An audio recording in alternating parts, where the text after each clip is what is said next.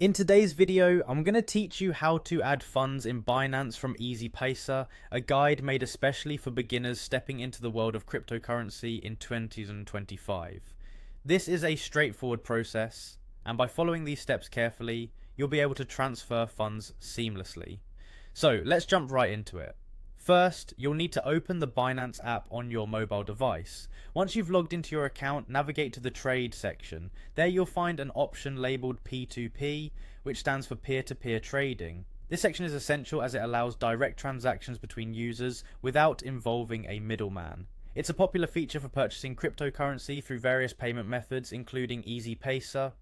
After accessing the P2P section, tap on the Buy button. Here you'll select USDT, which stands for Tether. USDT is a stablecoin, a type of digital currency that is pegged to a stable asset, typically the US dollar, making it a convenient option for trading, especially if you're venturing into the crypto space for the first time. Next, you need to search and select the currency PKR, which is the Pakistani rupee. This step is crucial to ensure that all your transactions are conducted in the right currency without any hidden conversion fees. Once that's set up, you'll want to filter your payment method to Easypaisa. By doing this, you streamline the process, ensuring that all sellers displayed are those who accept Easypaisa, making your purchase process hassle-free.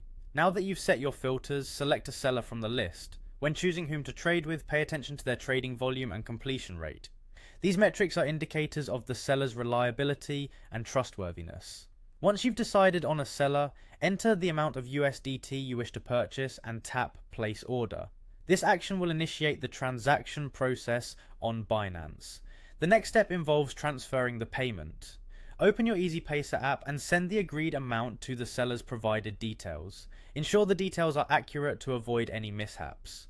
After completing the payment, head back to the Binance app and tap Transferred Notify Seller.